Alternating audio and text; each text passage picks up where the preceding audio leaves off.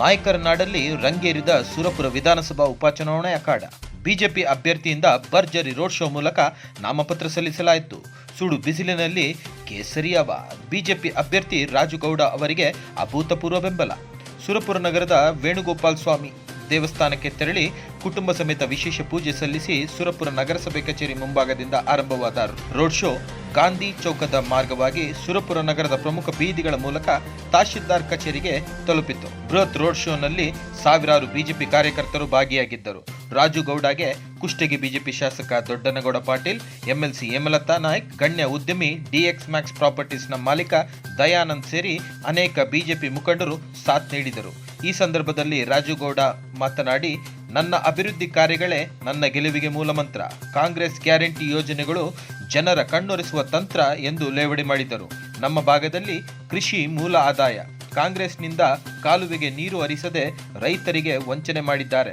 ನಾನು ಅಧಿಕಾರದಲ್ಲಿದ್ದಾಗ ಎಲ್ಲ ಸಮಯದಲ್ಲಿ 2ನೇ ಬೆಳೆಗೆ ನೀರು ಕೊಟ್ಟಿದ್ದೇವೆ. ನಮ್ಮ ಭಾಗದ ರೈತರಿಗೆ ಕಾಂಗ್ರೆಸ್ ಸರ್ಕಾರ ಮೋಸ ಮಾಡಿದೆ ಎಂದು ವಾಗ್ದಾಳಿ ನಡೆಸಿದರು. ಸುಮಾರು ನನ್ನ ಕ್ಷೇತ್ರದ 50-70 ಮದುವೆಗಳು ಇಷ್ಟು ನನ್ನ ಕಾರ್ಯಕರ್ತರ ಮನೆಯಲ್ಲೇ ಮದುವೆಗಳಿದ್ರು. ಪಾಪ ನಮ್ಮ ಮದುವೆನೂ ಲೆಕ್ಕಿಸೇ ಬಂದು ಇವತ್ತು ನಾಮಿನೇಷನ್ ಇಷ್ಟು ಅದ್ಭುತವಾಗಿ ಯಶಸ್ವಿ ಮಾಡಿದ್ದಾರೆ. ಭಾಳಷ್ಟು ಖುಷಿ ಆಗ್ತದೆ. ಜನರ ಈ ಋಣ ಯಾವ ಥರ ಮುಗಿಸ್ಬೇಕು ನನಗೆ ಗೊತ್ತಾಗಲ್ಲ. ಯಾಕಂದರೆ ಇಂಥ ಬಿಸಿಲಲ್ಲಿ ನೀವು ಏನು ಕೊಟ್ಟರು ನಿಂದ್ರಂಗ.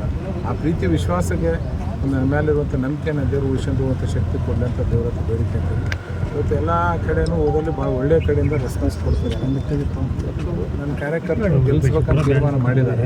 ಒಂದು ಕಾರ್ಯಕರ್ತರ ಆಶೀರ್ವಾದದಿಂದ ರಾಜ್ಯ ನಾಯಕರ ಆಶೀರ್ವಾದ ನನ್ನ ಅಭಿವೃದ್ಧಿನೇ ನನ್ನ ಮೂಲ ಮಂತ್ರ. ನಾನು ಅಭಿವೃದ್ಧಿ ಬಿಟ್ಟು ಬೇರೆ ಏನೂ ಕೇಳಂಗಿಲ್ಲ. ಸುರ್ಪುರ್ಗೆ ಕುಡಿಯೋ ನೀರಿನ ವ್ಯವಸ್ಥೆ ಈಗ ಮಾಡಿದ್ವಿ. ಈಗ ಬರಗಾಲ ಬಿದ್ದು ಎಲ್ಲ ಕಡೆ ಕುಡಿಯೋ ನೀರು ಇಲ್ಲ ಅಂದ್ರೆ ನಾನು ಸುರ್ಪುರ್ಗೆ ನೀರಿನ ಪ್ರಾಬ್ಲಮ್ ಆಗಿಲ್ಲ. ಫಿಲ್ಟ್ರು ನೀರಿನ ಕೆಲಸ ಮಾಡ್ತೀವಿ. ಇಷ್ಟು ಬರೀ ತಿಂಗಳಲ್ಲಿ 1 ದಿನ 2 ದಿನ ನೀರು ಬಂದರೆ ಭಾಳ ಖುಷಿ ಆಗೋಂಥ ಸುರ್ಪುರದಲ್ಲಿ 24 ತಾಸು 24/7 ನೀರು ಬರೋಂಥ ಒಂದು ವ್ಯವಸ್ಥೆ ಮಾಡಿದ್ದೇನೆ. ಮತ್ತು ರೈತರಿಗೆ ಸಾಕಷ್ಟು 2ನೇ ಪೀಕು ನಾನು ಅಧಿಕಾರ ಇದ್ದಂಥ 5 ವರ್ಷದಲ್ಲಿ 10 ಪೀಕ್ನಲ್ಲಿ ಒಬ್ಬ ರೈತರು ಒಂದಿನೂ ಸ್ಟ್ರೈಕ್ ಮಾಡಿಲ್ಲ ನಮ್ಮ ಕ್ಷೇತ್ರದಲ್ಲಿ. ಅಷ್ಟು ಒಳ್ಳೆಯ ವ್ಯವಸ್ಥೆ ಮಾಡಿ ಅವ್ರಿಗೆ ನೀರು ಬಿಡಿಸಿ. ಇವತ್ತು ಡ್ಯಾಮ್ನಾಗ ನೀರಿದ್ರೂ ನಮ್ಮ ಭಾಗಕ್ಕೆ ನೀರು ಬಿಟ್ಟಿಲ್ಲ. ಈ ರೈತರ ಅಜೆಂಡಾ ಇಟ್ಕೊಂಡೆ ನಾವು ಚುನಾವಣೆಗೆ ಹೋಗ್ತೀವಿ. ಈ ಗ್ಯಾರಂಟಿಯಿಂದ ಬೇರೆ ಕಡೆ ಎಫೆಕ್ಟ್ ಆಗ್ತದೆ. ನಂದು ನೀರಾವರಿ ಕ್ಷೇತ್ರ. ಇವತ್ತು ಒಬ್ಬ ಮಹಿಳೆಯರಿಗೂ ನಮ್ಮ ಹತ್ರ ಒಂದು ತಿಂಗಳಿಗೆ 15,000-20,000 ರೂಪಾಯಿ ನೀರಾವರಿಯಿಂದ ದುಡಿತಾರೆ ಒಬ್ಬ ಮಹಿಳೆ. ನಾನು ಹೇಳೋದು ಅವರು ಕೂಲಿ ಕೆಲಸಕ್ಕೆ ಹೋದ ಸಂದರ್ಭದಲ್ಲಿ ಕವಳಿ ಹೆಚ್ಚಕ್ಕೆ ಹೋಗಲಿ, ಕವಳಿ ಸದಿ ತೆಗೆಯಕ್ಕೆ ಹೋಗಲಿ, ಅಲ್ಲಿ ಏನೇ ಕವಳಿ ಕೆಲಸಕ್ಕೆ ಹೋದರೆ ಅವರು ಗುತ್ತಿಗೆ ಆಧಾರ ಮೇಲೆ 600 ರೂಪಾಯಿಂದ 1,000 ರೂಪಾಯಿ ಪರ್ ಡೇ ದುಡಿತಾರೆ. ಇಂಥವ್ರಿಗೆ ಯಾವ ಗ್ಯಾರಂಟಿ ಎಫೆಕ್ಟ್ ಆಗ್ತದೆ ಹೇಳ್ರಿ? ಯಾಕೆಂದರೆ ಅವರೇ ಜನರಿಗೆ 2 ಪೀಕ್ ನೀರು ಕೊಟ್ಟುಬಿಟ್ಟಿವಿ ಅಂದರೆ ಒಂದು ಪೀಕಿಗೆ ಏನಿಲ್ಲಪ್ಪ ಅಂತಂದು 15,000-20,000 ರೂಪಾಯಿ ಲೀಸ್ ಕೊಡ್ತಾರೆ 1 ಎಕರೆಗೆ. ಆ ಎಕರೆ 1 ಎಕರೆ ಯಾವ ಗ್ಯಾರಂಟಿ ನಡೀತದೆ? ನಮ್ಮ ರೈತರಿಗೆ 2 ಪೀಕ್ ಸಂಪೂರ್ಣವಾಗಿ ನಾವು ನೀರು ಕೊಟ್ಬಿಟ್ವಿ ಅಂದರೆ ರೈತರ ಸರ್ಕಾರಕ್ಕೆ ಉಲ್ಟಾ 2,000 ರೂಪಾಯಿ ಕೊಡೋಂಥ ಒಂದು ಕೆಲಸ ಆಗ್ತದೆ.